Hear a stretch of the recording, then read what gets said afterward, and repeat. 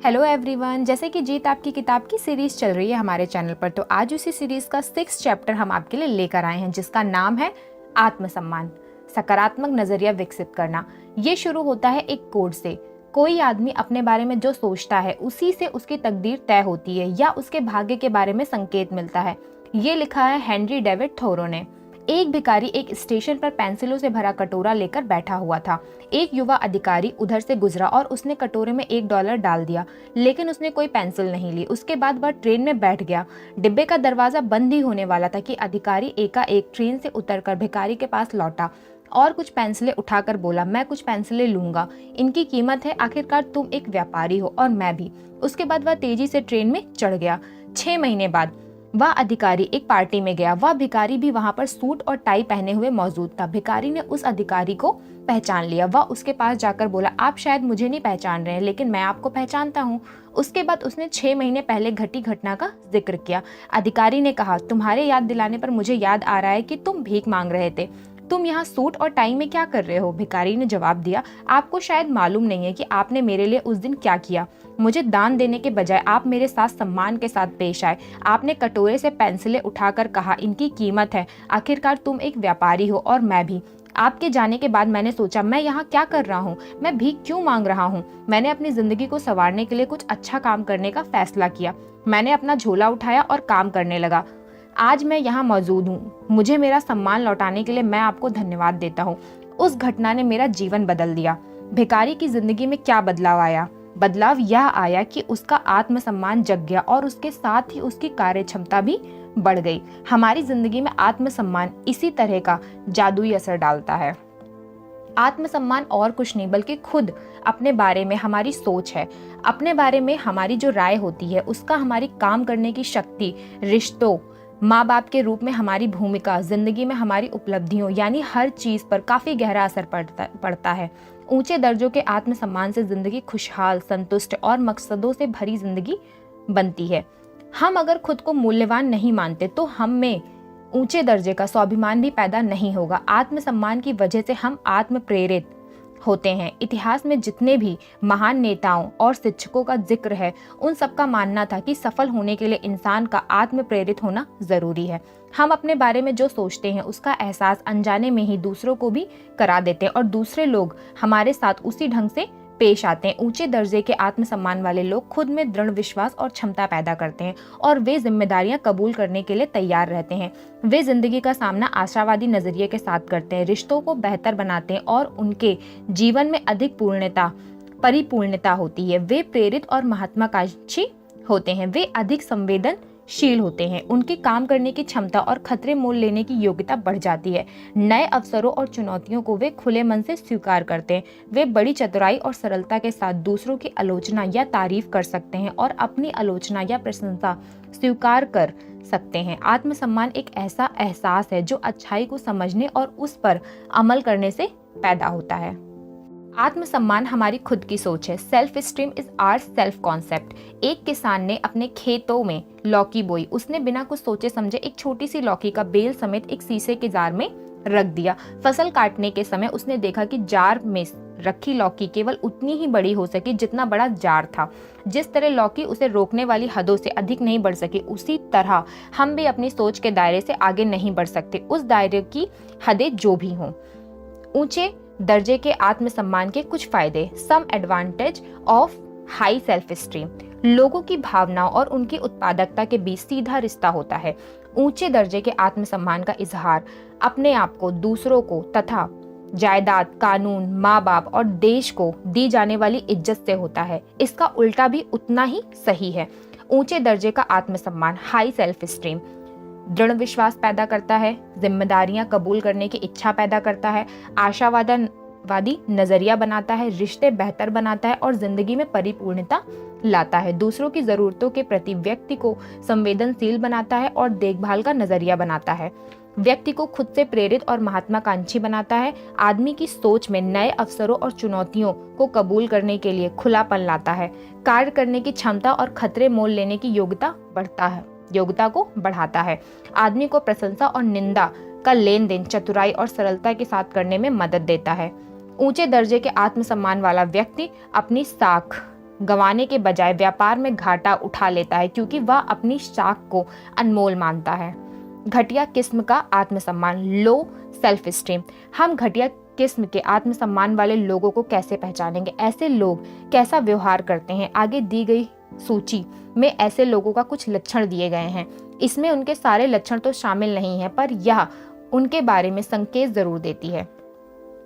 पहला, वे आमतौर पर गपवाज होते हैं।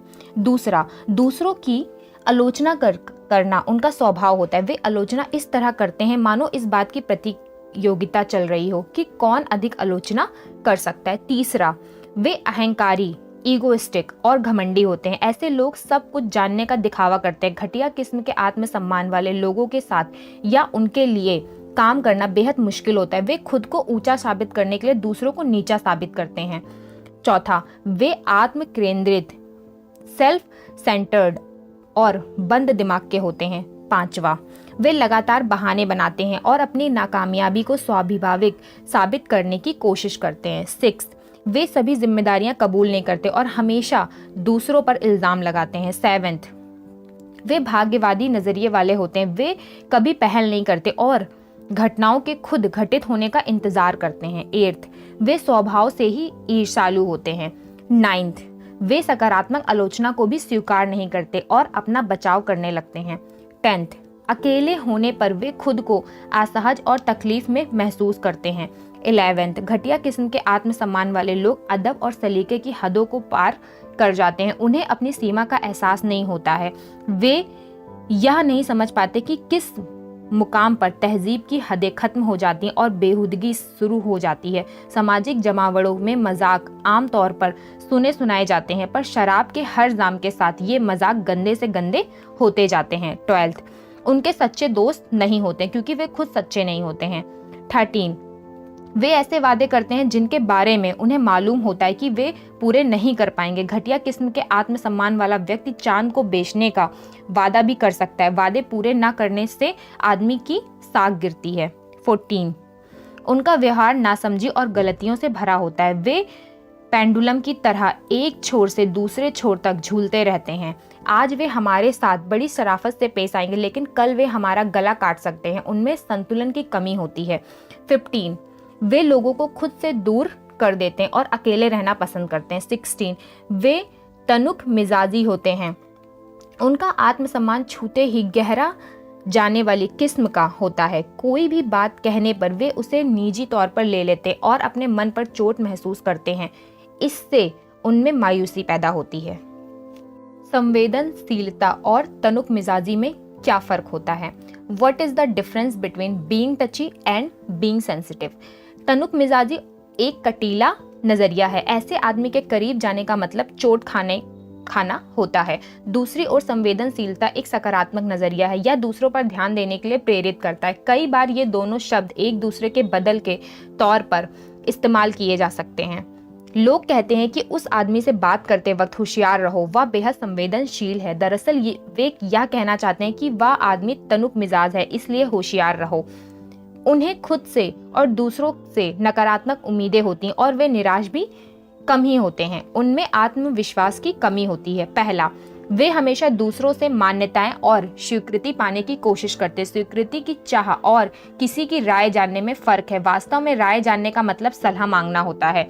दूसरा, वे अपने बारे में डींगे हाँकते हैं। दरअसल यह आत्मविश्वास की कमी की निशानी है। तीसरा, वे दब्बू और डरपोक स्वभाव के होते हैं। वे अपने वजूद के लिए खुद को शर्मिंदा महसूस करते हैं। ऐसे लोग खुद को हमेशा झुका लेते हैं, लेकिन यह उनकी विनम्रता नहीं होती। विनम्रता आत्मविश्वास से पैदा होती है, जबकि दब्बूपन की वजह से आत्मविश्वास की कमी होती है। जिस आदमी में आत्मविश्वास की कमी हो वह असरदार नेता, लीडर नहीं बन सकता। दूसरे लोग उसके अंदर आत्मविश्वास की कमी को महसूस कर लेते हैं, लिहाजा उनकी नजर में उसकी इज्जत घट जाती है। फोर्थ, उनमें दृढ़ता नहीं होती। घटिया किस्म के आत्मसम्मान वाले लोग अपने विश्वासों पर टिकना नहीं चाहते। दूसरों और अनुचित ढंग से आक्रामक होना भी कमजोर आत्मसम्मान की निशानी है। जिन हालात में दया दिखानी चाहिए उनमें आक्रामकता दिखाना दृढ़ता नहीं है। फिफ्थ, आत्मविश्वास की कमी की वजह से वे पिछल लंगू बन जाते हैं। वे सोचते हैं जब हर इंसान ऐसा कर रहा है तो मुझे भी वही काम करना चाहिए। हम हर रोज लोगों को साथियों के दबाव के आगे घुटने टेकते देखते हैं, यह जानने के बावजूद कि वे जो काम कर रहे हैं उससे उन्हें या दूसरों को नुकसान पहुंच सकता है। लोग उस काम को केवल इसलिए करते हैं कि उन्हें स्वीकार कर लिया जाए। घटिया किस्म के आत्मसम्मान वाले लोग केवल साथ में बने रहने के लिए साथ निभाते हैं। उन्हें आत्मविश्वास की कमी होती है, इसलिए वे दूसरों से मान्यता पाना चाहते हैं। 6, वे अमीरों की बराबरी करने के लिए दिखावा करते हैं। लोग जब घर, कार या ऐसी ही अन्य चीजें खरीदते हैं और दूसरों को प्रभावित करने के इरादे से किसी गतिविधि में भाग लेते हैं तो अक्सर वे ऐसा पैसा खर्च करते हैं जिसे उन्होंने कमाया नहीं होता और ऐसी चीजें खरीदते हैं जिनकी उन्हें जरूरत नहीं होती। वे ये सारे काम केवल दूसरों पर रौब जमाने के लिए करते हैं, जबकि कोई जरूरी नहीं होता कि वे उन्हें पसंद करते हों या उन्हें तारीफ लायक मानते हों। 7, कई बार वे अड़ियलपन दिखाते हैं या लोगों का ध्यान आकर्षित करने वाले व्यवहार करते हैं। घटिया दर्जे के स्वाभिमान वाले लोग केवल दूसरों का ध्यान अपनी ओर खींचने के लिए बेतुकी हरकतें करते हैं। उन्हें भद्दा व्यवहार करके बड़ा और महत्वपूर्ण होने का एहसास होता है। कुछ लोग केवल औरों से अलग दिखने और लोगों का ध्यान आकर्षित करने के लिए गलत काम करते हैं और गलत मुकाम पर खड़े हो जाते हैं। अपने बारे में बढ़ चढ़कर डींगे हाँकने वाले, कक्षा में जोकर नुमा हरकतें करने वाले और भड़कीले कपड़े पहनने वाले लोग इसके उदाहरण हैं। वे अनिश्चय के शिकार होते हैं और जिम्मेदारियां कबूल नहीं करते। साहस की कमी और आलोचना के डर की वजह से उनका व्यवहार ढुलमुल हो जाता है। वे सत्ता, जिसके पास भी अधिकार हो, के खिलाफ बगावत करते हैं। अपने दृढ़ विश्वास के आधार पर साहस के साथ विद्रोह करने और घटिया दर्जे के आत्मसम्मान की वजह से विद्रोह करने में फर्क है। Mahatma Gandhi, Martin Luther king और अब्राहम लिंकन जैसे विश्व के सभी महान नेता विद्रोही थे। उन्होंने अपने दृढ़ विश्वास के कारण सत्ता के खिलाफ हिम्मत के साथ बगावत की। लेकिन घटिया दर्जे के स्वाभिमान वाला व्यक्ति अधिकार संपन्न लोगों के विरुद्ध केवल इसलिए विद्रोह करता है कि उनके पास अधिकार है, भले ही वे सही हो। वे असामाजिक और आत्ममुखी होते हैं। वे दिशाहीन होते हैं और उनका नजरिया कुछ इस किस्म का होता है, मैं किसी की परवाह नहीं करता। उनका यह रुख उनके व्यवहार में भी दिखाई देता है। उन्हें दूसरों की तारीफ करने और अपनी तारीफ कबूल करने में परेशानी होती है। तारीफ करते समय उन्हें अंदेशा रहता है कि कहीं उन्हें गलत ना समझ लिया जाए और अपनी तारीफ होने पर वे खुद को उस लायक नहीं मानते।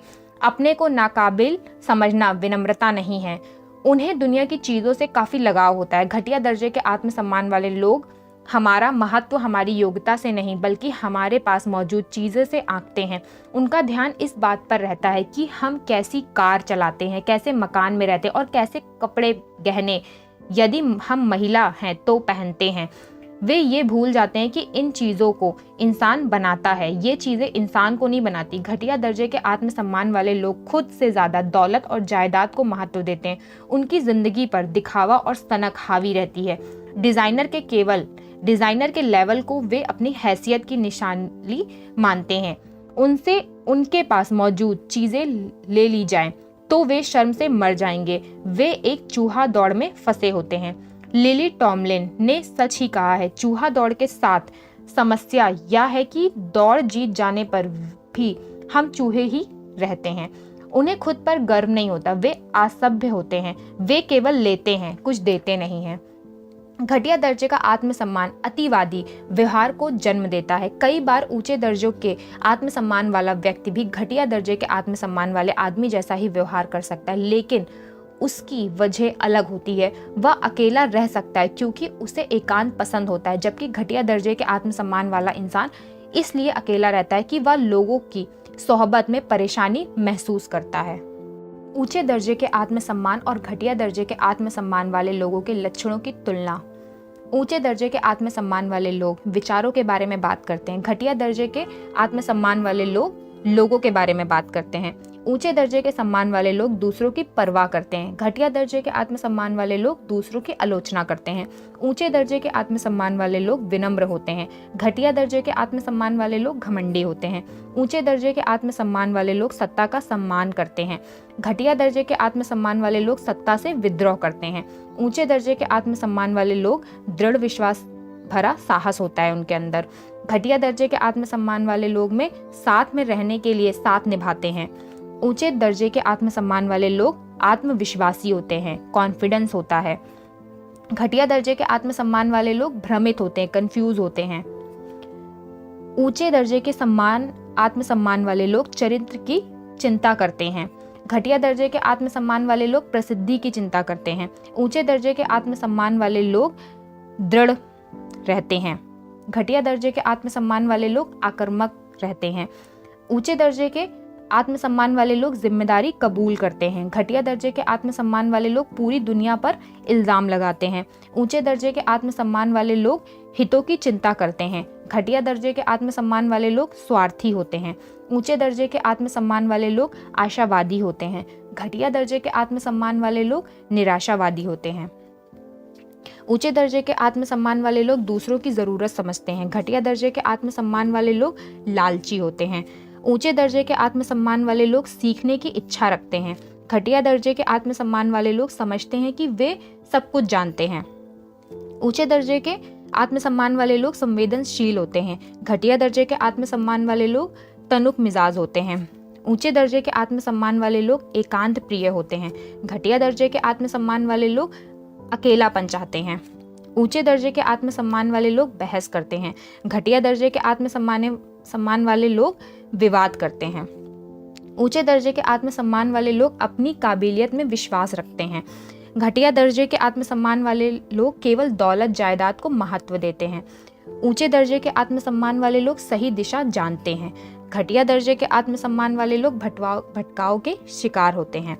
ऊंचे दर्जे के आत्मसम्मान वाले लोग अनुशासित होते हैं। घटिया दर्जे के आत्मसम्मान वाले लोग आज़ादी की गलत धारणा होते हैं। ऊंचे दर्जे के आत्मसम्मान वाले लोग आत्म प्रेरित होते हैं। घटिया दर्जे के आत्मसम्मान वाले लोग बाहर से प्रेरित होते हैं। ऊंचे दर्जे के आत्मसम्मान वाले लोग दूसरों को सम्मान देते हैं। घटिया दर्जे के आत्मसम्मान वाले लोग दूसरों को नीचा दिखाते हैं। ऊंचे दर्जे के आत्मसम्मान वाले लोग सलीका पसंद करते हैं। घटिया दर्जे के आत्मसम्मान वाले लोग भद्दंगी पसंद करते हैं।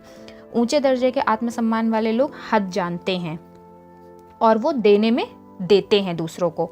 घटिया दर्जे के आत्मसम्मान वाले लोग इनके लिए सब जायज होता है, वे केवल लेते हैं।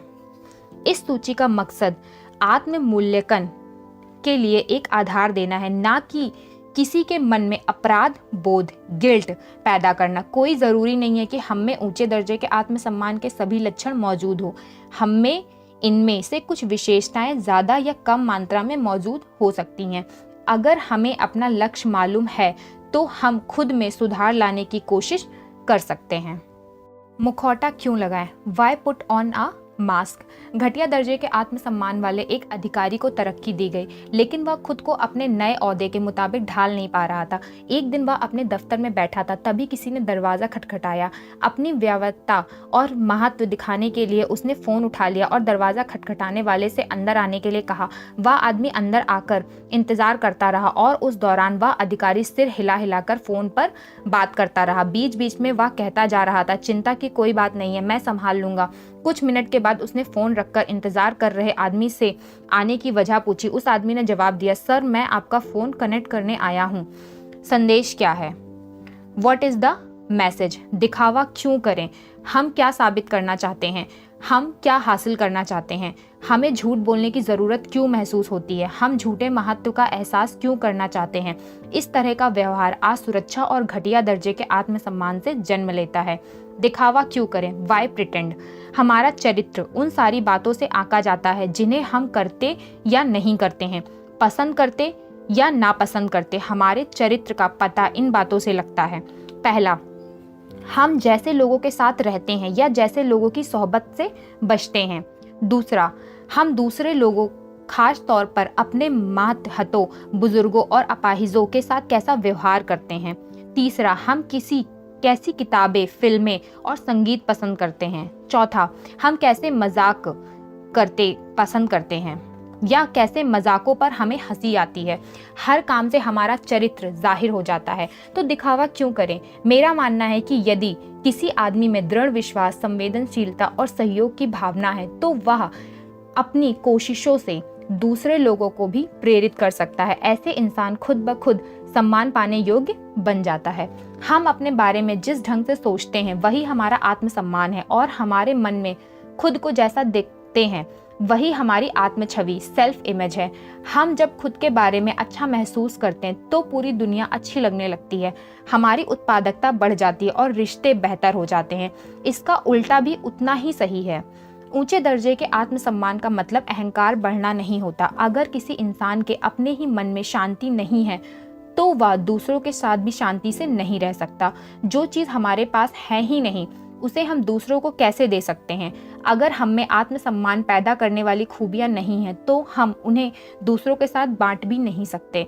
हमें सबसे पहले ईमानदार के साथ अपना मूल्यांकन करके खुद को व्यवस्थित करना होगा। विमान में बैठने वाले मुसाफिरों को सुरक्षा के लिए निर्देश दिया जाता है कि अपने बच्चे को ऑक्सीजन मास्क लगाने से पहले वे खुद ऑक्सीजन मास्क लगा ले। यह स्वार्थ नहीं है, शारीरिक रूप से दूसरों की मदद करने से पहले हमको खुद शारीरिक रूप से मजबूत होना होगा।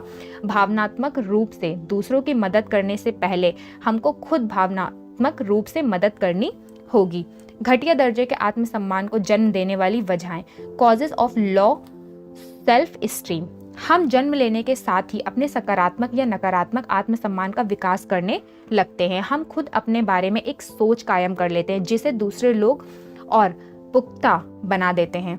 नकारात्मक आत्मवर्ता या नकारात्मक आत्म सुझाव, नेगेटिव सेल्फ टॉक और नेगेटिव ऑटो सजेशंस। नकारात्मक आत्मवर्ता के दौरान हम खुद से जाने अनजाने कुछ ऐसी बातें कहते हैं। पहला, मेरी याददाश्त कमज़ोर है। दूसरा, मैं हिसाब किताब में कच्चा हूँ। तीसरा, मैं खिलाड़ी नहीं हूँ। चौथा, मैं थक गया हूँ। इस तरह की बातें केवल नकारात्मक को मजबूत बनाती है और हमें नीचे गिराती है। जल्दी ही हमारा दिमाग इन बातों में विश्वास करने लगता है और हमारे व्यवहार में भी उसी मुताबिक बदलाव आने लगता है। ये बातें अपने आप हकीकत बन जाने वाली भविष्यवाणियों का रूप ले लेती है। वातावरण, इन्वायरमेंट, घर, होम। माँ बाप अपने बच्चों को जो सबसे बड़ा तोहफा दे सकते हैं वह है अच्छी बुनियाद। परिवार से हमें जो सबसे अच्छी चीज़ मिल सकती है वह है बुनियाद। एक लड़की का शिष्ट और विनम्र व्यवहार देखकर उसके अध्यापक ने पूछा, तुम्हें इतना शिष्ट और विनम्र होना किसने सिखाया? लड़की ने जवाब दिया, किसी ने नहीं, हमारे परिवार में लोग ऐसा ही व्यवहार करते हैं। परवरिश।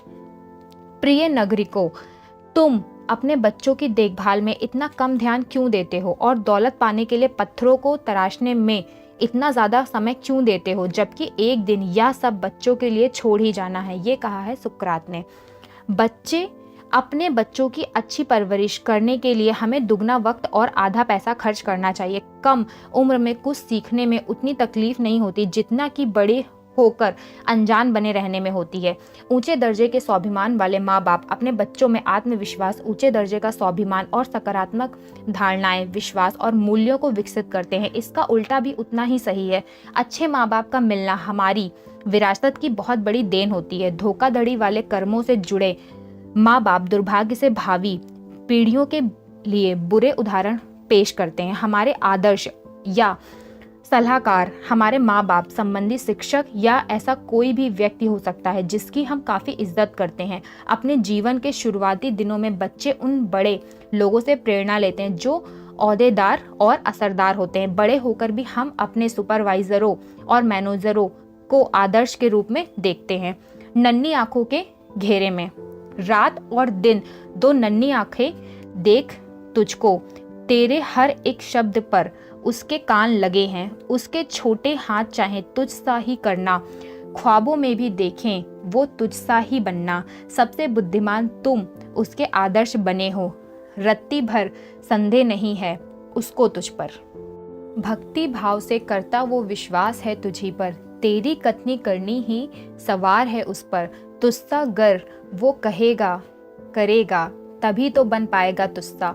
आश्चर्यचकित वो नन्ना मुन्ना, करे अटूट विश्वास है तुझ पर। उसकी आंखें तुझे दिन रात तके हैं, बनाए राह अपने नित्य कर्म से। उसके लिए जो इंतजार में है बड़ा होकर तुझसा बनने की। बच्चे बिगड़ैल क्यों बनते हैं? पहला, उसे बताइए कि हर चीज की एक कीमत होती है, लिहाजा एक दिन वह अपनी ईमानदारी को बेच देगा। दूसरा, उसे किसी भी बात पर दृढ़ न रहने की शिक्षा दीजिए, लिहाजा वह हर चीज पर फिसलेगा।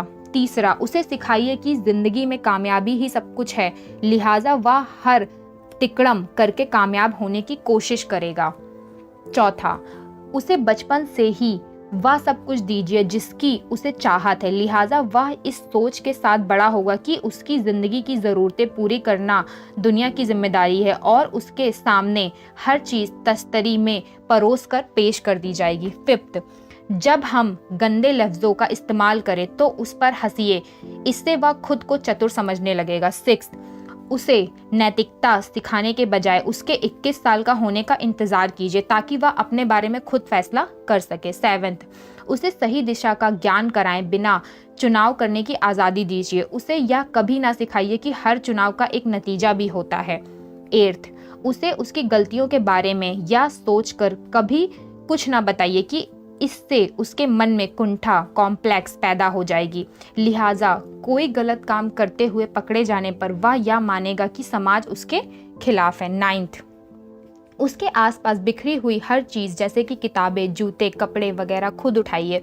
उसका हर काम खुद कीजिए। नतीजा यह होगा कि उसे अपनी सारी जिम्मेदारियां दूसरों के कंधे पर डालने की आदत हो जाएगी। 10th, वह जो भी चीज़ें देखना सुनना चाहे उसे देखने और सुनने की आज़ादी दीजिए। उसके शरीर में जाने वाली खुशबू पर तो ध्यान दीजिए पर उसके मस्तिष्क में कूड़ा जाने दीजिए। 11, दोस्तों के बीच लोकप्रिय होने के लिए उसे कुछ भी करने दीजिए। 12, उसकी मौजूदगी में अक्सर झगड़िए, लिहाजा घर के टूटने पर उसे कोई अचरज नहीं होगा। 13, वह जितना पैसा मांगे उसे दीजिए, उसे पैसे की कीमत कभी ना समझाइए। इस बात का पूरा ध्यान रखिए कि उसे वैसी दिक्कतों का सामना कभी ना करना पड़े जिनका सामना हमको करना पड़ा था। 14, खाने पीने और ऐशो आराम की सारी शारीरिक जरूरतों का यह सोचकर फौरन पूरा कीजिए कि चीजें ना मिलने पर वह हताश होगा। 15, पड़ोसियों और अध्यापकों के सामने यह सोचकर हमेशा उसका पक्ष लीजिए कि हमारे बच्चे के लिए उनके में मैल है। 16, जब वह किसी असली मुसीबत में फंसे तो यह कहकर हाथ झाड़ लीजिए, मैंने अपनी ओर से पूरी कोशिश की पर उसके लिए कुछ कर ना सका। 17, उसे यह सोचकर किसी बात पर मत टोकिए कि अनुशासन से आज़ादी छिन सकती है। 18, उसे आज़ादी का पाठ पढ़ाने के लिए माँ बाप की तरह सीधा नियंत्रण रखने के बजाय उस पर दूर से नियंत्रण रखिए। बच्चे वही सीखते हैं जो जीते हैं। अगर बच्चा आलोचना के माहौल में रहता है तो वह निंदा करना सीखता है। अगर बच्चा प्रशंसा के माहौल में रहता है तो तारीफ करना सीखता है। अगर बच्चा लड़ने के माहौल में रहता है तो झगड़ना सीखता है। अगर बच्चा सहनशीलता के माहौल में रहता है तो धैर्य सीखता है। अगर बच्चा बेहुदे और खिल्ली उड़ाने वाले माहौल में रहता है तो वह संकोच करना सीखता है। अगर बच्चा प्रोत्साहन वाले माहौल में रहता है तो आत्मविश्वास सीखता है। अगर बच्चा शर्मिंदगी के माहौल में रहता है तो वह खुद को दोषी मानना सीखता है। अगर बच्चा समर्थन करने वाला माहौल में रहता है तो वह खुद को पसंद करना सीखता है। अगर बच्चा न्याय संगत माहौल में रहता है तो इंसाफ करना सीखता है। अगर बच्चा सुरक्षा के माहौल में रहता है तो वह भरोसा करना सीखता है। अगर बच्चा सहमति और दोस्ती के माहौल में रहता है तो वह दुनिया में प्यार ढूंढ लेना सीखता है। आत्मविश्वास विकसित करना, बिल्डिंग सेल्फ कॉन्फिडेंस। एक युवा दंपत्ति अपनी बेटी को काम पर जाने से पहले रोज बच्चों की देखभाल करने वाला एक सेंटर पर छोड़ दिया जाया करते थे। माँ बाप और वह बच्ची अलग होते समय एक दूसरे का हाथ चूमते थे और उसके बाद उस चुम्बन को अपनी जेब में रखने का अभिनय करते थे। दिन में जब बच्ची अकेली होती थी तो जेब से उस चुम्बन को निकालकर अपने गाल पर लगा लिया करती थी। रोजमर्रा की यह छोटी सी बात उनमें शारीरिक रूप से अलग होने के बावजूद साथ रहने का एहसास पैदा करती थी। कितना सुंदर विचार है। शिक्षा, एजुकेशन। किसी चीज को ना जानना शर्मिंदगी की बात नहीं है, पर सीखने की इच्छा ना होना जरूर शर्मिंदगी की बात है। हम कुछ लोगों को आदर्श मानकर उनसे शिक्षा ले सकते हैं। जिन बच्चों को उनकी जिंदगी के शुरुआती सालों में सत्यनिष्ठा का पाठ पढ़ाया जाता है, आमतौर पर वे उसे कभी नहीं भूलते। वह उनकी जिंदगी का हिस्सा बन जाता है। हम किसी भी पेशे में, चाहे वह ठेकेदारी हो या वकालत, अकाउंटेंसी हो या राजनीति, पुलिस अफसर की नौकरी हो या जज की, यही तो चाहते हैं। सत्यनिष्ठा में ईमानदारी से अधिक शक्ति होती है। दरअसल यह ईमानदारी की बुनियाद है।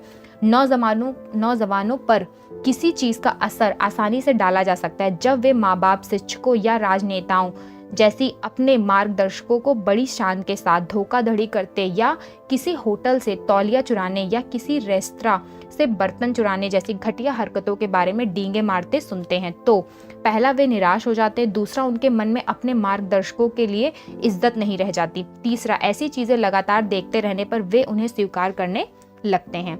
घटिया आदर्श, पुअर रोल मॉडल्स। एक शिक्षक ने एक बच्चे से पूछा, तुम्हारे पिताजी क्या करते हैं? बच्चे ने जवाब दिया, मुझे मालूम नहीं है, पर मेरा ख्याल है कि वे पेन, पेंसिल और बल्ब और टॉयलेट में इस्तेमाल होने वाले पेपर रोल बनाया करते हैं, क्योंकि वे हर रोज अपने लंच बॉक्स में यही चीजें घर लाया करते हैं। गलत तुलना करना, मेकिंग अनफेयर कंपैरिजन। सही ढंग से तुलना करना तो ठीक है, गलत ढंग से की गई तुलना से इंसान खुद को हीन महसूस करने लगता है। दूसरों से तुलना किए जाने पर आमतौर पर हमें उनसे ज़्यादा काम करने की क्षमता दिखाने की प्रतियोगी भावना उत्पन्न होती है। ऊंचे दर्जे के आत्मसम्मान वाले लोग दूसरों से मुकाबला नहीं करते, इसके बजाय वे अपनी काम करने की क्षमता में सुधार लाते हैं। वे खुद से ही मुकाबला करते हैं, वे अपनी उपलब्धियों की तुलना अपनी क्षमताओं से करते हैं। सफलता या असफलता से जुड़े हुए प्रभाव, फेलियर और सक्सेस आ रिपल इफेक्ट। इस कहावत में काफी सच्चाई है कि सफलता को और असफलता को जन्म देती है। खेल की दुनिया में हम अक्सर देखते हैं कि जब किसी चैंपियन का मनोबल गिरता है, और कभी ना कभी ऐसा होता ही है, तो कोच उसे कभी किसी अच्छे खिलाड़ी के मुकाबले में नहीं खिलाता, क्योंकि अगर वह एक बार और हार जाएगा तो उसका मनोबल और गिर जाएगा। उसका आत्मविश्वास वापस लाने के लिए कोच उसे किसी कमजोर खिलाड़ी के मुकाबले खिलाता है और उस जीत से चैंपियन का मनोबल बढ़ जाता है। उससे बाद उसे थोड़े अच्छे खिलाड़ी के साथ खिलाया जाता है। वह जीत उसके आत्मविश्वास को और बढ़ा देती है। यही सिलसिला तब तक जारी रखा जाता है जब तक कि चैंपियन असली चुनौती का सामना करने के लिए तैयार नहीं हो जाता। हर सफलता के साथ व्यक्ति का आत्मविश्वास बढ़ता है और उसके लिए अगली बार सफल होना ज्यादा आसान हो जाता है। इसलिए कोई भी अच्छा नेता, चाहे वे माँ बाप, शिक्षक या सुपरवाइजर हो, बच्चे से पहले आसान काम कराते हैं। हर बार काम को सफलतापूर्वक पूरा करने के साथ ही बच्चे के आत्मविश्वास और मनोबल का स्तर ऊंचा उठता जाता है।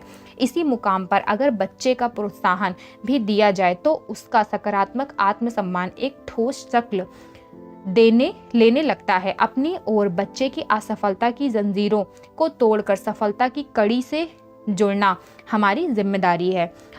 असफल होने को असफलता मानने की गलती करना।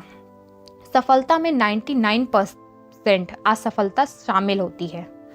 किसी खास मामले में असफल होने पर ज्यादातर लोग इतने मायूस हो जाते हैं कि खुद को असफल मानने लगते हैं। वे यह नहीं समझते कि असफलता मिलने का मतलब यह नहीं होता कि वे असफल व्यक्ति हैं। मुझे असफलता मिल सकती है पर मैं असफल व्यक्ति नहीं हूँ। मुझे मूर्ख बनाया जा सकता है पर मैं मूर्ख नहीं हूँ। हम असफल व्यक्ति तभी माने जाएंगे जब मैदान छोड़ दें। अभिभावकों, शिक्षकों और सुपरवाइजरों की गैर वाजिब उम्मीदें। मान लीजिए कि कोई बच्चा स्कूल से अपना रिपोर्ट कार्ड लेकर आता है। उसे 5 विषयों में A ग्रेड और 1 विषय में B ग्रेड मिला है।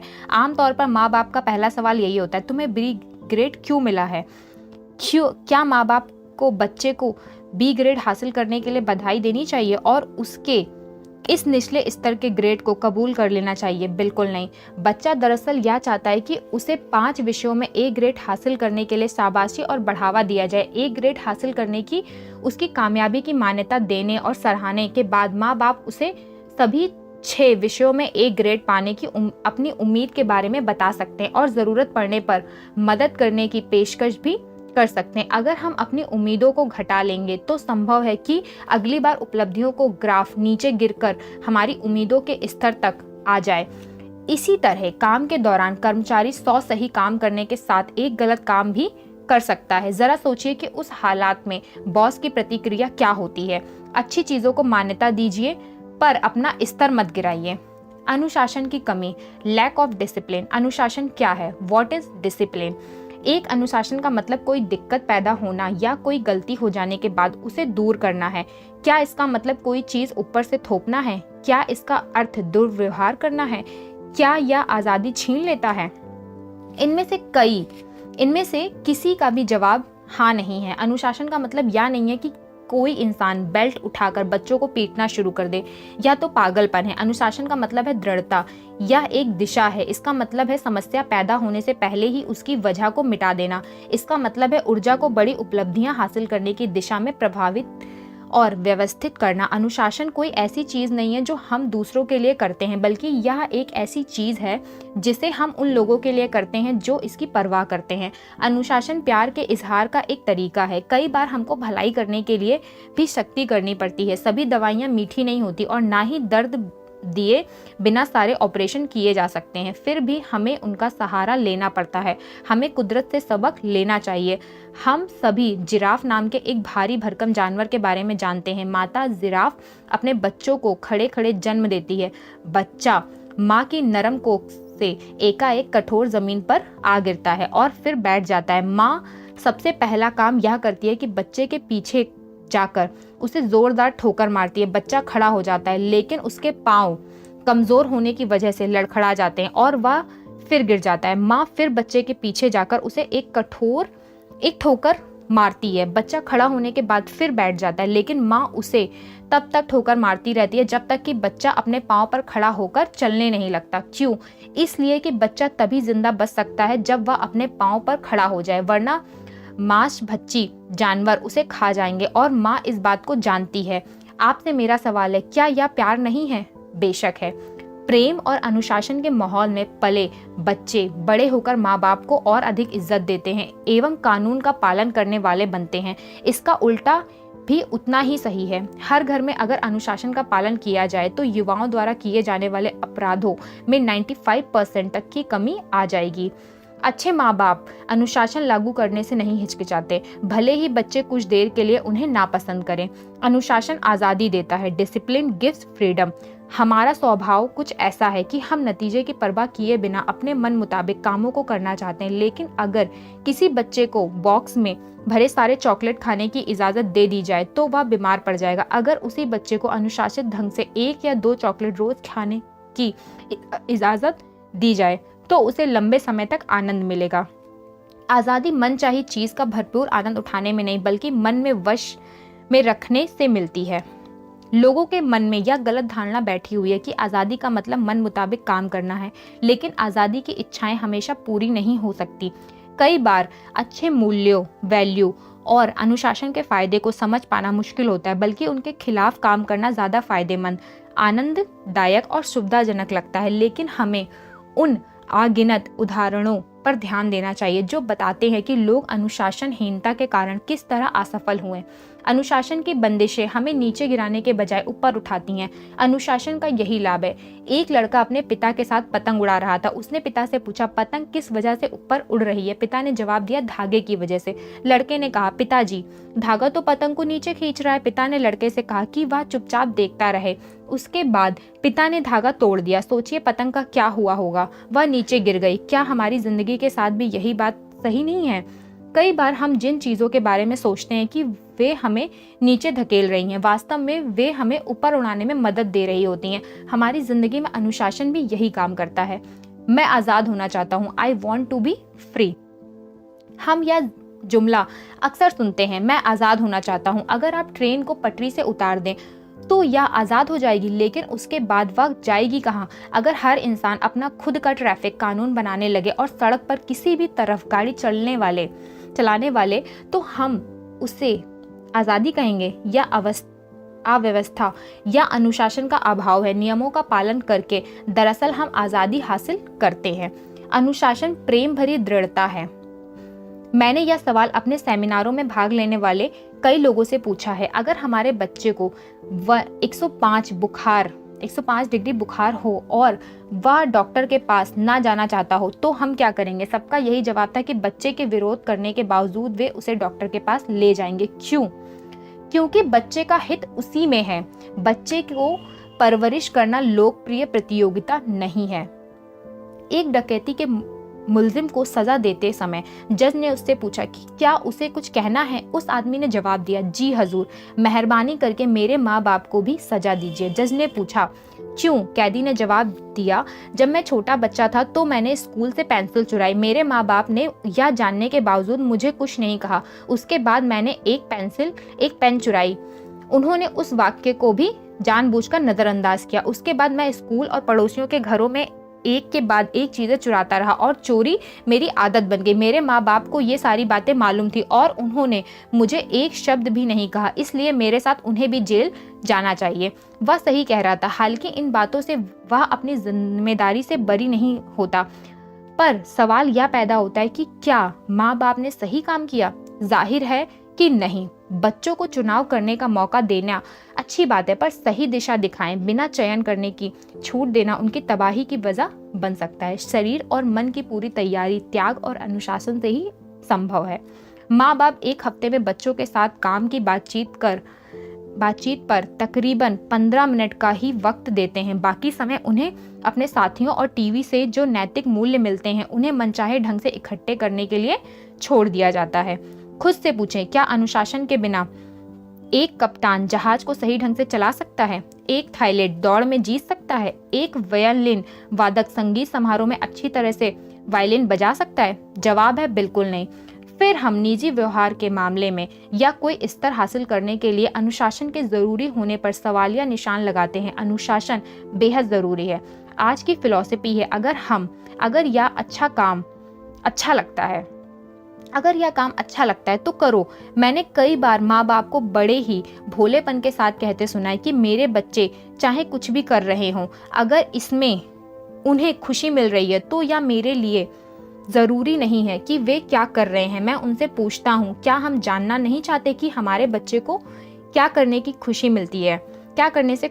अगर सड़क पर किसी को पीटने या उसका सामान छीन लेने से इन्हें खुशी मिलती है, तब ऐसे लोगों के लिए अंग्रेजी में एक लफ्ज है, परवर्जन। हिंदी में इसे कहते हैं नीचता। जीवन में जितना खुशी का महत्व है उतना ही यह भी महत्वपूर्ण है कि वह खुशी हम कहाँ से और कैसे हासिल करते हैं। या हमारे नैतिक मूल्यों, अनुशासन और जिम्मेदारी का मिला-जुला नतीजा होती है। हम अक्सर सुनते हैं, जो तुम्हें अच्छा लगे वो करो। इस बात का उल्टा भी उतना ही सही है कि जो करना जरूरी है उसे पसंद करो। कई बार हमें ऐसे कामों को भी करना पड़ता है जिन्हें करने की जरूरत है, वे चाहे हमें पसंद हो या ना हो। एक माँ दिन भर काम करने के बाद घर आती है, फिर घर के कामकाज निपटाती है, बच्चे की देखभाल करती है और आखिर में थकी हारी सो जाती है। आधी रात को बच्चा रोने लगता है। ऐसे में थक कर सोई माँ को क्या उठाना चाहोगे? नहीं, मगर फिर भी वह उठती है। क्यों? इसकी 3 वजहें हैं। पहला प्यार, दूसरा फर्ज, तीसरा जिम्मेदारी। हम जिंदगी सिर्फ भावनाओं के सहारे नहीं गुजार सकते, हमें अनुशासन की भी जरूरत होती है। चाहे हमारी उम्र कितनी ही हो, जिंदगी में कामयाबी तभी मिलती है जब हम अपनी इच्छाओं के आगे घुटने के बजाय वह करें जो किया जाना चाहिए या जिसे करने की जरूरत है। इसके लिए जरूरत है अनुशासन की। माँ बाप, गुरु या अधिकारियों द्वारा लगाए गए लेवल या नीचा दिखाने वाली टिप्पणियां। क्या आपने कई माँ बाप को अपने बच्चों को मजाक में या प्यार में लल्लू या भोंदू कहकर पुकारते सुना होगा? ऐसा लेवल आदमी पर जिंदगी भर के लिए चिपक जाते हैं। बड़े होने पर वही बच्चे माँ बाप की टिप्पणियों को सही साबित करते हैं। ये लेवल जिंदगी भर के लिए ही नहीं बल्कि पीढ़ियों तक साथ लग जाते हैं। भारत में जाति प्रथा इस बात का जीता जागता उदाहरण है कि लेवल लग जाना कितना तकलीफदेह हो सकता है। ऊंची जाति या नीची जाति, ये बातें सिर्फ लेवल नहीं तो और क्या है। आमतौर पर माता पिता अपने बच्चों पर इस तरह के लेवल लगाते हैं। पहला, तुम भोंदू डंप हो। दूसरा, तुम कोई भी काम सही ढंग से नहीं करते। तीसरा, तुम जिंदगी में कुछ नहीं कर पाओगे। सही मूल्यों की शिक्षा, टीचिंग द राइट वैल्यूज। कई बार असावधानी या अनजाने में हम अपने परिवार या दफ्तर में गलत मूल्यों की शिक्षा देते हैं। जैसे हम अपने बच्चों या कर्मचारियों को अपने लिए झूठ बोलने को कहते हैं। उदाहरण के तौर पर, पहला, उन्हें कहो कि मैं यहाँ पर नहीं हूँ। दूसरा, उन्हें कहो कि चेक डाक से भेज दिया गया है। हम अपने माँ बाप, गुरु या सुपरवाइजर से यह उम्मीद करते हैं कि वे हमें सच्चाई सिखाएंगे, लेकिन कई बार हमें निराशा ही मिलती है। लोग इस तरह के झूठे मूठे झूठ बोलते पेशावर झूठ बोलने वाले बन जाते हैं। जब हम औरों को हमारे लिए झूठ बोलना सिखाते हैं तो एक दिन ऐसा आता है जब वे हमसे भी झूठ बोलने लगते हैं। जैसे सेक्रेटरी फोन पर अपनी बीमारी का बहाना करती है जबकि वह शॉपिंग करने के लिए जाना चाहती है। हो सकता है कि उसके बॉस ने उससे अपने लिए झूठ बोलने की इतनी प्रैक्टिस करवाई हो कि इसमें एक्सपर्ट होकर वह उसी से झूठ बोल रही है। पहले वह उसके लिए झूठ बोलती थी, अब उसी से झूठ बोलती है। ऊंचा आत्मसम्मान विकसित करने के तरीके, steps to building a positive self esteem. अपनी कमियों को खूबियों में बदलें। ऐसे लोगों की जीवनी पढ़ें जिन्होंने निराशा को आशा में, नुकसान को फायदे में, रास्ते के पत्थरों को सफलता की सीढ़ी में बदल दिया हो। ऐसे लोग दुखी और उदास होने से इनकार कर देते हैं। वे मायूसी और नाकामयाबी को अपने ऊपर हावी नहीं होने देते। दुनिया के सर्वश्रेष्ठ संगीत देने वाले में से एक बीथोवन भी थे। उनकी अक्षमता क्या थी? वे बहरे थे। प्रकृति के ऊपर सर्वश्रेष्ठ कविताएं लिखने वालों में एक थे मिल्टन। उनकी अक्षमता क्या थी? वे अंधे थे। फ्रैंकलिन डी रोजवेल्ट अमेरिका के सर्वश्रेष्ठ राष्ट्रपति और दुनिया के महानतम नेताओं में से थे। उनकी अक्षमता क्या थी? वे चल फिर नहीं पाते थे, जिससे उन्हें व्हील चेयर पर बैठकर ही काम करना पड़ता था। विल्मा रुडोल्फ की कहानी। विल्मा रुडोल्फ का जन्म टेनेसी के एक गरीब परिवार में हुआ था। 4 साल की उम्र में उसे डबल निमोनिया और काला बुखार ने गंभीर रूप में बीमार कर दिया। इनकी वजह से उसे पोलियो हो गया। वह पैरों को सहारा देने के लिए ब्रेस पहना करती थी। डॉक्टरों ने तो यहाँ तक कह डाला था कि वह जिंदगी भर चल फिर नहीं सकेगी, लेकिन विल्मा की मां ने उसकी हिम्मत बढ़ाई और कहा कि ईश्वर की दी हुई क्षमता, मेहनत और लगन से वह जो चाहे कर सकती है। यह सुनकर विल्मा ने कहा कि वह इस दुनिया की सबसे तेज धाविका रनर बनना चाहती है। 9 साल की उम्र में डॉक्टरों के मना करने के बावजूद विल्मा ने ब्रेस को उतारकर पहला कदम उठाया, जबकि डॉक्टरों ने कहा था कि वह कभी चल नहीं पाएगी। 13 साल की होने पर उसने अपनी पहली दौड़ प्रतियोगिता में हिस्सा लिया और सबसे पीछे रही। उसके बाद वह दूसरी, तीसरी, चौथी दौड़ प्रतियोगिता में हिस्सा लेती रही और हमेशा आखिरी स्थान पर आती रही। वह तब तक कोशिश करती रही जब तक वह दिन नहीं आ गया जब वह फर्स्ट आई।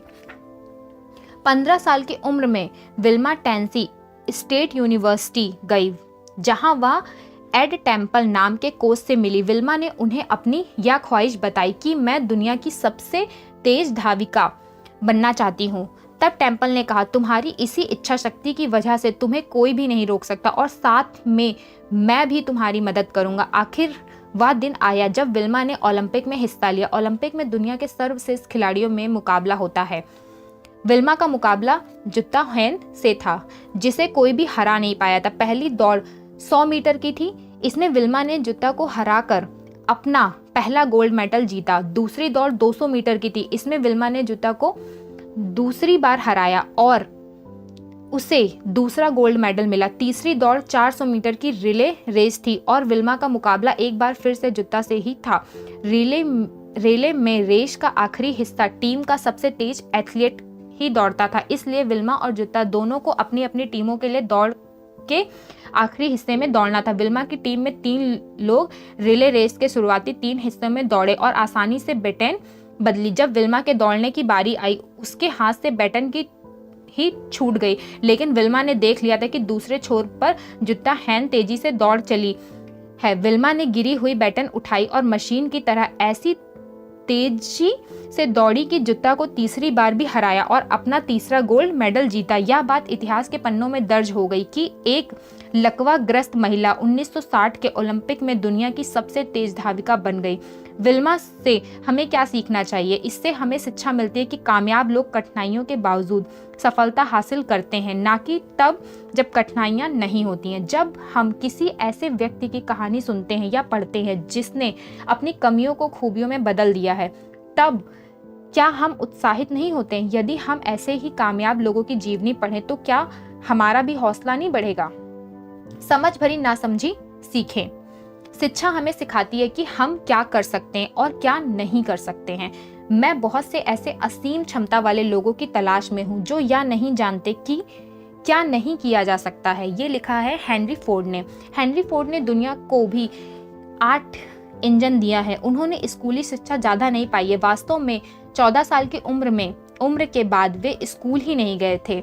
उनमें इतनी समझ तो थी कि वे 8 इंजन उनकी कंपनी के लिए काफ़ी मूल्यवान होगा, पर वह यह नहीं जानते थे कि उसे कैसे बनाया जाए। इसलिए उन्होंने अपनी कंपनी के सारे ऊंची तालीम वाले लोग से V8 इंजन बनाने को कहा।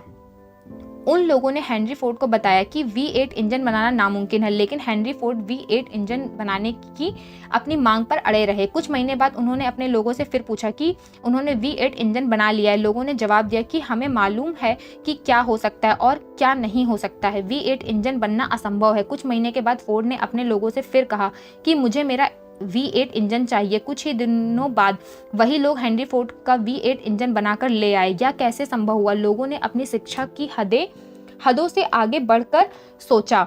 शिक्षा हमें जहां एक ओर यह बताती है कि क्या किया जा सकता है, वहीं दूसरी ओर कई बार झूठी सीमाएं भी बांधती है। भौरा, हमें कुदरत से सीखने की ज़रूरत है। वैज्ञानिकों के मुताबिक भौरे का शरीर काफ़ी भारी है और उड़ने के लिहाज से पंखों का फैलाव काफ़ी कम होता है। उड़ान के नियमों के अनुसार भौरा उड़ नहीं सकता, लेकिन भौरों को इस बात की खबर नहीं है और वह उड़ता रहता है। जब हम अपनी हदों और सीमाओं को नहीं जानते तो हम बड़े और ऊंचे काम करके खुद को ही आश्चर्यचकित कर देते हैं। पीछे मुड़कर देखने पर हैरानी होती है कि क्या मेरी कोई सीमा भी थी? हम सिर्फ उन्हीं सीमाओं से बंधे हैं जो हमने अपने लिए खुद बनाई है। शिक्षा को अपने ऊपर बंधन मत लगने दें। उन लोगों के लिए कुछ करें जो बदले में हमको कुछ भी नहीं दे सकते हैं। Do something for others who can not repay we in cash or kind. विश्व प्रसिद्ध मनोचिकित्सक डॉक्टर कार्ल मैनेजर से एक बार पूछा गया कि आप उस इंसान को क्या सलाह देंगे जिसके बारे में आप जानते हैं कि उसका नर्वस ब्रेकडाउन होने वाला है। दर्शक उम्मीद कर रहे थे कि डॉक्टर मैनेजर ऐसे इंसान का किसी पेशावर डॉक्टर से सलाह लेने को कहेंगे, लेकिन उन्होंने यह जवाब नहीं दिया। डॉक्टर मैनेजर ने कहा, मैं ऐसे इंसान को यह सलाह दूंगा कि वह शहर के दूसरे हिस्से में जाकर किसी ज़रूरतमंद की मदद करे। ऐसा करने से हम अपने दायरे से बाहर निकल आते हैं। कई बार हम अपने रास्तों की रुकावट खुद बन जाते हैं। क्या यह बात सही नहीं है? सोशल वर्कर बनिए। इससे हमारा महत्व खुद की नज़रों में बढ़ जाता है। जैसे मदद आप दूसरों से खुद के लिए चाहते हैं, दूसरों की वैसी ही मदद करें। यह हमको संतोष की भावना देगा।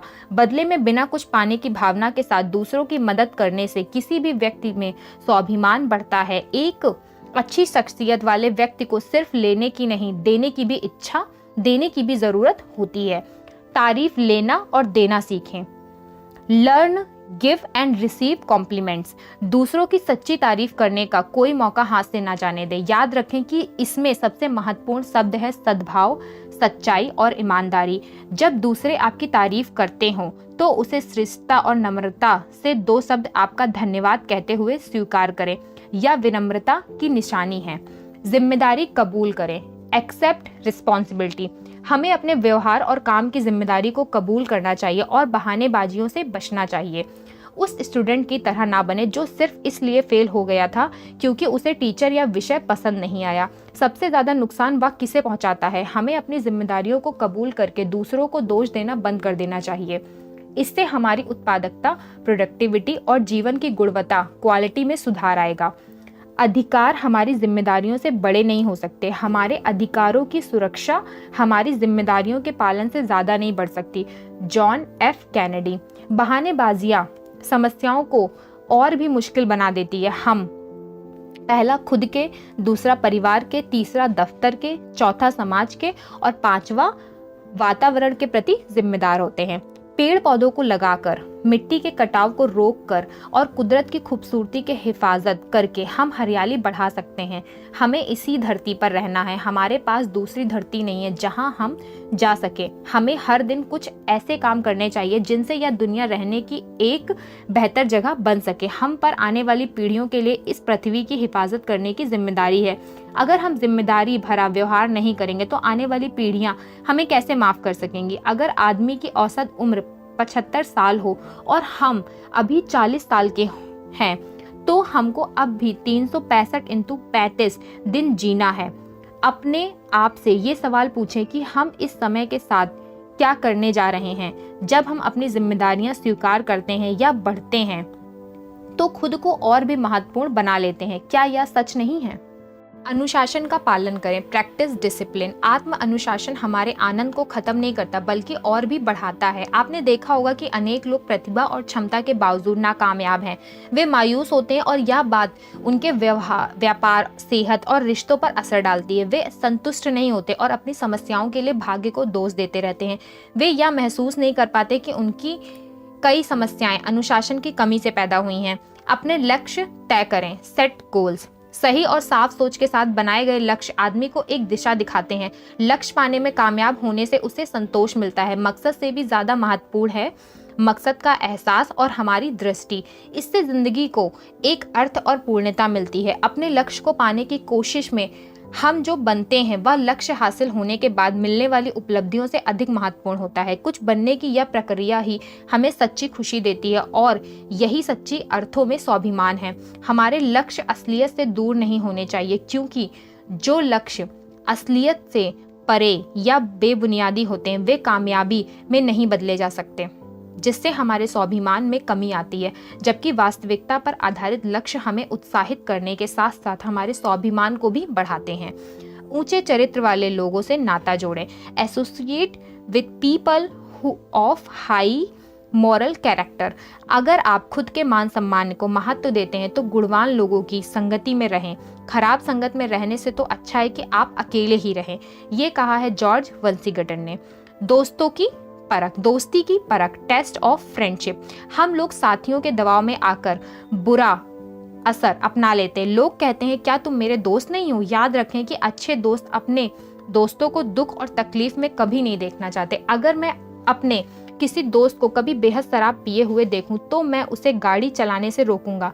मैं दोस्त खोने के बजाय दोस्ती खोना पसंद करूंगा। अक्सर ऐसा देखा गया है कि लोग दूसरों की नज़र में अच्छा बनने के लिए गलत काम भी बड़ी आसानी से कर जाते हैं और कहते हैं बड़ा मजा आया, मगर वे यह नहीं समझ पाते कि उनका यही मजा उनकी जिंदगी को मजाक बना देता है। साथियों के दबाव में जो चीजें शुरू होती हैं वास्तव में उनसे दोस्ती की परख होती है। जब हम मुश्किलों में होंगे तब वे कहाँ होंगे, वे हमारी मदद कहाँ तक करेंगे। और सबसे बड़ा सवाल तो यह है कि जब उनके पास आज चरित्र नहीं है तो कल वे हमारी मदद के लिए चरित्र कहाँ से लाएंगे। ऊंचे नैतिक चरित्र के लोगों के साथ जुड़ने से हमारा स्वाभिमान बढ़ता है। साथियों का दबाव, पीर प्रेशर। जब किसी इंसान में झुंड में शामिल होने की इच्छा सच्चाई पर डटे रहने की इच्छा से ज्यादा ताकतवर होती है तो यह साफ है कि उसमें साहस और चरित्र की कमी है। लोगों के साथ में बने रहने के लिए उनका साथ देते रहना सुविधाजनक होता है। इससे हमारे साथी खुश रहते हैं और हमारा मजाक बनाए जाने का डर नहीं रहता। मगर यहीं पर ऊंचे दर्जे के आत्मसम्मान वाले लोग एक सीमा रेखा खींच लेते हैं। यही पर बड़े और छोटे का फर्क पता चल जाता है। उदाहरण के तौर पर पहला, स्कूली बच्चे अपने ग्रुप का हिस्सा इसलिए बने रहना पसंद करते हैं ताकि उन पर कोई हंसे नहीं। दूसरा, वे जवाब देने की पहल नहीं करते क्योंकि उन्हें डर लगता है कि दूसरे उनका मजाक उड़ाएंगे। तीसरा, कारखाने के कर्मचारी अपने साथियों को खुश रखने के लिए जानबूझकर अपना उत्पादन कम रखते हैं और ज्यादा मेहनत नहीं करते। थोड़ी सी ढील चलती है। बहुत से लोग कहते हैं कि थोड़ी सी ढील चलती है, मैं थोड़ा बहुत कोशिश करके छोड़ दूंगा। यह सवाल यह है कि पहला, क्या थोड़ी बहुत धोखा देना ठीक है? दूसरा, क्या थोड़ा बहुत झूठ बोलना ठीक है? तीसरा, क्या नशीली दवाओं का थोड़ा बहुत सेवन ठीक है? चौथा, क्या थोड़ी बहुत चोरी करना ठीक है? पांचवा, क्या थोड़ा बहुत नाजायज संबंध रखना ठीक है? कुछ लोग बार बार दलील देते हैं कि मैं जब चाहूं तब इन बुराइयों को छोड़ सकता हूं। वे यह महसूस नहीं करना चाहते कि इच्छा शक्ति के मुकाबले बुरे असर ज्यादा ताकतवर होते हैं। बाहरी असर से नहीं बल्कि अंदरूनी प्रेरणा से काम करें। किसी दिन अगर कोई इंसान बहुत खुशमिजाजी के साथ सोकर उठे और मुझे फोन करके कहे कि तुम दुनिया में सबसे बेहतरीन आदमी हो, तुम काफी अच्छा काम कर रहे हो, मैं तुम्हें यह बताना चाहता हूँ कि तुम्हें अपना दोस्त कहने में मुझे गर्व महसूस होता है। मैं जानता हूँ कि वह ये बातें ईमानदारी से कह रहा है। यह सुनकर मुझे कैसा लगेगा? जाहिर है बहुत अच्छा। मगर अगले दिन जब वह झुंझलाहट के साथ सोकर उठता है और मुझे फोन करके कहता है कि तुम दुष्ट, जालसाज और मक्कार हो, तुम शहर में सबसे बड़े धोखेबाज हो, यह सुनकर मुझे कैसा महसूस होगा? जाहिर है बहुत ही बुरा। जब उसने पहले दिन कहा तुम सबसे अच्छे आदमी हो, मैंने अच्छा महसूस किया। अगले दिन जब उसने मुझे दुष्ट कहा तो मैंने बहुत बुरा महसूस किया। मेरी जिंदगी को कौन कंट्रोल कर रहा है? यकीनन वह इंसान। क्या मैं अपना जीवन ऐसे गुजारना चाहता हूँ? हरगिज नहीं। यह हुई बाहरी दबावों से चलने की बात।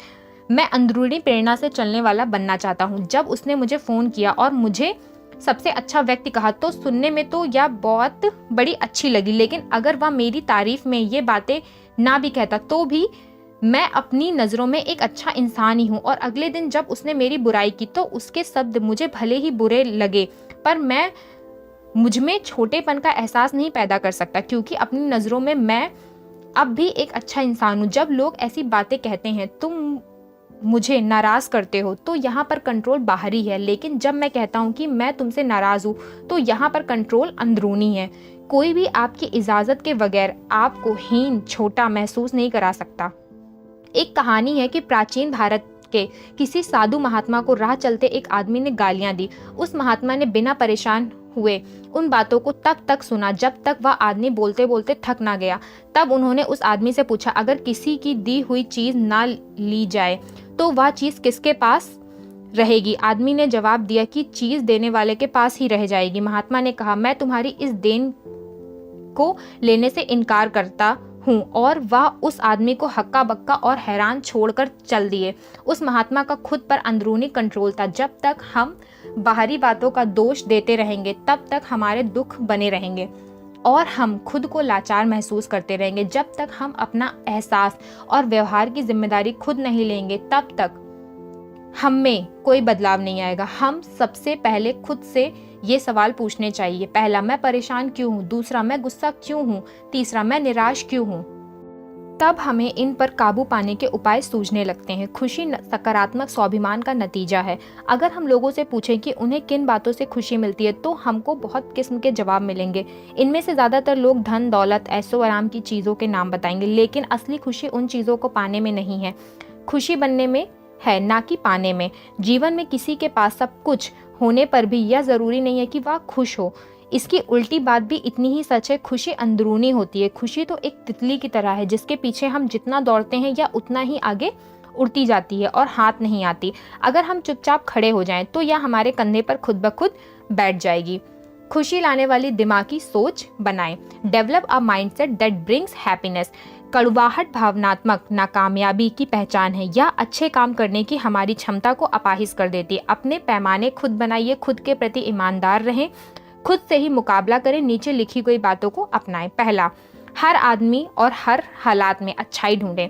दूसरा, खुश रहने का फैसला करें। तीसरा, अपने पैमानों समझदारी से तय करें। चौथा, गलत आलोचना से परेशान न होने की क्षमता बढ़ाएं। पांचवा, छोटी से छोटी चीज में भी खुशी तलाशना सीखें। 6, याद रखें कि समय कभी एक जैसा नहीं रहता। उतार चढ़ाव तो जीवन का हिस्सा है। 7, हर परिस्थिति का भरपूर आनंद लें। 8, खुद को रचनात्मक कामों में लगाए रखें। 9, खुद से कम भाग्यशाली लोगों की मदद करें। 10, चीजों पर काबू पाना सीखें, चिंतित ना रहें। 11, खुद को और दूसरों को माफ करना सीखें। ना तो अपराध बोध के शिकार हों और ना ही किसी के लिए मन में मैल रखें। खुद को सही आत्म सुझाव दें। Give yourself positive auto suggestions. खुद को सही आत्म सुझाव देने की आदत बनाएं। आत्म सुझाव हमारे अवचेतन मन को प्रभावित करके हमारी सोच के तरीके को बदलता है और हमारे व्यवहार में हमारी सोच की ही झलकती है। इस तरह आत्म सुझाव हमारे सोच के तरीकों को प्रभावित करके हमारे व्यवहार पर असर डालता है। इस तरह एक तरह से यह आत्मविश्वास जगाने वाली भविष्यवाणियों का रूप ले लेता है। इस तरह के आत्म सुझावों के कुछ उदाहरण ये हैं। पहला, मैं इसे संभाल सकता हूँ। दूसरा, मैं इसे कर सकता हूँ। तीसरा, मैं हिसाब में अच्छा हूँ। चौथा, मेरी याददाश्त अच्छी है। हमारी सबसे बड़ी ताकत हमारी सबसे बड़ी कमजोरी भी बन सकती है। Our greatest strength can become our greatest weakness. हमारा कोई गुण हद से ज़्यादा बढ़ने पर कमजोरी में बदल जाता है। उदाहरण के तौर पर सेल्स के पेशे में अच्छी तरह से बात करना एक हुनर है। अक्सर ऐसा देखा गया है कि अच्छी बोलचाल वाले सेल्समैन ज़्यादा सफल होने लगते हैं और फिर इसी हुनर को हद से ज़्यादा इस्तेमाल करने वाले असफल भी होने लगते हैं। उनकी खूबी उन्हें कामयाबी के पास ले जाती है, लेकिन ज़रूरत से ज़्यादा इस्तेमाल किए जाने पर कमज़ोरी बन जाती और वे नाकामयाब होने लगते हैं। सुनना भी एक ताकत है, लेकिन किसी इंसान में यह खूबी ज़रूरत से ज़्यादा बढ़ने पर ज़्यादा सुनना और ना बोलना उसकी कमज़ोरी बन जाती है। हमारी सबसे बड़ी कमजोरी हमारी सबसे बड़ी ताकत बन सकती है। Our greatest weakness can become our greatest strength. गुस्सा एक कमजोरी है, इसे एक ताकत के रूप में कैसे बदला जा सकता है। इसका नमूना एक महिला ने मेड बनाकर पेश किया। मेड का मतलब है मदर्स अगेंस्ट ड्रंक ड्राइविंग नाम की संस्था। एक शराबी ड्राइवर की लापरवाही से उस महिला का बच्चा मारा गया था। वह इतनी गुस्सा हुई कि उसने यह समाज में ऐसी बातें बर्दाश्त न करने का फैसला किया। उसने समूचे अमेरिका में शराब पीकर ड्राइविंग करने के खिलाफ लोगों को एकजुट किया। आज वह महिला और उसका संगठन लाखों सदस्यों के साथ एक बड़ी ताकत बन चुके और वे जरूरी कानूनी बदलाव लाने में भी सफल हो रहे हैं। या गुस्से जैसे नकारात्मक भाव को एक सकारात्मक सोच के जरिए ताकत में बदलने का उदाहरण है। उस महिला ने अपने गुस्से को मजबूत इरादे में बदल डाला। धीरज रखें, हैव पेशेंस। धीरज से आत्मविश्वास, दृढ़ता और समझदारी भरा नजरिया पैदा होता है, जिससे आखिरकार कामयाबी हासिल होती है। ये कहा है ब्रियन एडम्स ने। अक्सर हम लोगों को कहते हुए सुनते हैं कि अच्छी या बुरी चीज को एक बार देखने, सुनने या करने से कोई असर नहीं होता, लेकिन मैं इसे सच नहीं मानता। असर भले ही नजर ना आए, लेकिन कुछ ना कुछ असर जरूर होता है।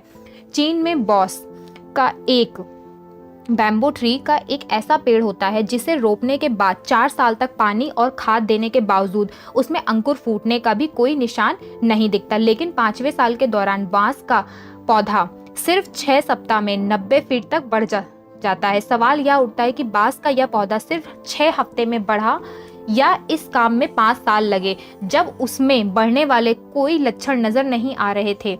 यदि उस समय इस पौधे को पानी और खाद नहीं दी जाती तो क्या वह बढ़ पाता? बिल्कुल नहीं। अगर 4 साल तक देख रेख ना की जाती तो बांस का पौधा मर जाता। हमें कुदरत से सीखने की जरूरत है और यह सीख बिल्कुल साफ है। धैर्य और विश्वास के साथ काम करते रहो। अगर नतीजा नजर ना भी आए तब भी उसका असर जरूर होता है। चेतावनी, धीरज और आलस में फर्क होता है। कभी कभी एक बेहद आलसी इंसान खुद को धैर्यवान समझ सकता है। अच्छी शुरुआत का अंत भी अच्छा होता है। अपनी सारी मजबूरियां और कमजोरियों की लिस्ट बनाएं। कामयाब लोग अपनी कमियों को पहचानते हैं मगर अपनी शक्तियों को बढ़ाते हैं। जब हम अपनी शक्तियों को पहचानेंगे ही नहीं तो इन्हें बढ़ाएंगे कैसे? हम क्या नहीं करना चाहते, इससे ज्यादा ध्यान इस बात पर दें कि हम क्या करना और बनना चाहते हैं। एक तरफ आप अपनी ताकत लिखिए और अपनी कमजोरी लिखिए। स्वाभिमान के भाव को असली निचोड़ नीचे लिखे गए अब्राहम लिंकन के लफ्जों से ज्यादा बेहतर तरीके से नहीं समझाया जा सकता। ऐ दुनिया, आज मेरे बेटे का स्कूल में पहला दिन है। World my son start school today. ऐ दुनिया, मेरे बच्चे का हाथ थाम लो, आज इसका स्कूल में पहला दिन है। कुछ देर को इसके लिए हर चीज नई और अजनबी होगी, इसलिए मैं उम्मीद करता हूँ कि आप इसके साथ नरमी से पेश आएं। आप तो जानते ही हैं कि इसका संसार अब तक घर तक ही सीमित था। इसने अपनी 4 दीवारी के बाहर कभी झांका नहीं था। यह अब तक घर का राजा रहा है। अब तक इसकी चोट पर मरहम लगाने और इसकी ठेस लगी भावनाओं को प्यार का लेप लगाने के लिए मैं हमेशा मौजूद था। लेकिन अब बात दूसरी होगी। आज सुबह यह सीढ़ियों से उतरकर अपना नन्हा हाथ उत्साह के साथ हिलाएगा और अपनी बड़ी साहसिक यात्रा शुरू करेगा, जिसमें शायद संघर्ष भी होगा, दुख भी होगा और निराशा भी होगी। इस संसार में जीने के लिए इसे विश्वास, प्यार और साहस की जरूरत होगी। इसलिए ऐ दुनिया, मैं उम्मीद करता हूँ कि आप इसके नन्हे हाथों को पकड़कर वे सब सिखाएंगे जो इसे जानना चाहिए। सिखाएं जरूर, मगर हो सके हो प्यार से। मैं जानता हूँ कि इसे एक दिन यह समझना पड़ेगा कि सभी लोग अच्छे नहीं होते, सभी स्त्री पुरुष सच्चे नहीं होते। इसे यह भी सिखाइए कि संसार में हर धूर्त के लिए एक अच्छा इंसान भी है। जहाँ एक दुश्मन है तो वहाँ एक सच्चा दोस्त भी है। इसे शुरू में ही यह सीखने में मदद करे कि बुरे और धौंस जमाने वाले लोगों को ठिकाने लगाना सबसे आसान है। इसे किताबों की खूबियों के बारे में बताएं और पढ़ने के लिए प्रेरित करें। कुदरत के छिपे सौंदर्य जैसे आसमान में उड़ते पक्षी, गुनगुन करते भौरे और हरी भरी वादियों में खिले फूलों को करीब से देखने और जानने के लिए इसे पूरा समय दें। इसे यह भी सिखाएं कि बेईमानी की जीत से हार जाना कहीं अच्छा है। इसे तब भी अपने विचारों पर विश्वास रखना सिखाएं जब सब कह रहे हो कि वह गलत है। मेरे बच्चे को वह शक्ति दे जिससे वह भीड़ का हिस्सा न बनकर भेड़ चाल ना चले जबकि सारा संसार चल रहा हो। इसे या तो सिखाएं कि वह दूसरों की बात सुने, लेकिन हर बात सच्चाई के तराजू पर परखे और उनमें से सिर्फ अच्छाई को ही अपनाए। अपनी अंतरात्मा का आवाज को सोने चांदी के सिक्कों से न तौले। इसे यह भी सिखाएं कि वह लोगों के कहने में ना आए, और अगर वह अपनी सोच में खुद को सही पाता है तो अपने सही इरादों पर डटा रहे और संघर्ष करे। इसे नरमी से सिखाएं, लेकिन ए दुनिया इसे बिगाड़े मत और कमजोर ना बनाए, क्योंकि लोहा आग में तपकर ही फौलाद बनता है। वैसे तो ऐसा कर पाना एक बहुत बड़ी बात है, मगर ए दुनिया फिर भी आप ऐसा करने की कोशिश करें। आखिरकार वह एक बहुत प्यारा बेटा है, अब्राहम लिंकन ने कहा है। कार्य योजना, एक्शन प्लान। इस चैप्टर के एंड में भी कार्य योजना दी गई है। पहला, ऐसे लोगों की जीवनियां पढ़ें जिन्होंने हर निराशा को आशा में बदल दिया हो। अच्छी किताबों को पढ़ने या हौसला बुलंद करने वाले कैसेटों को रोजाना सुनने की आदत डालें। दूसरा, बदले में कुछ पाने की इच्छा किए बगैर अपने समय और धन का कुछ हिस्सा भलाई के कामों में लगाएं। यह काम लगातार और करीने से करें। तीसरा, बुरे असर से दूर रहें, साथियों के दबाव में ना आए। चौथा, ईमानदारी और नम्रता से प्रशंसा करें और पाएं। फिफ्थ, अपने व्यवहार और कामों की जिम्मेदारी खुद लेना सीखें। सिक्स, खुद अनुशासित होना सीखें, भले ही उससे परेशानी महसूस हो। सेवेंथ, ऊंचे चरित्र वाले लोगों के साथ रहें। एट्थ, रचनात्मक बने, अपनी कमजोरियों को अपनी खूबियों में बदलने के रास्ते ढूंढें। नाइन्थ, धीरज रखना सीखें, अगर नतीजे साफ ना दिख रहे हो तो भी हिम्मत ना हारें। ये था शिव खेड़ा जी द्वारा लिखी गई किताब का 6th चैप्टर, जिसका नाम था आत्मसम्मान। तो आज की वीडियो में इतना ही, बाकी का नेक्स्ट वीडियो में, नेक्स्ट चैप्टर में।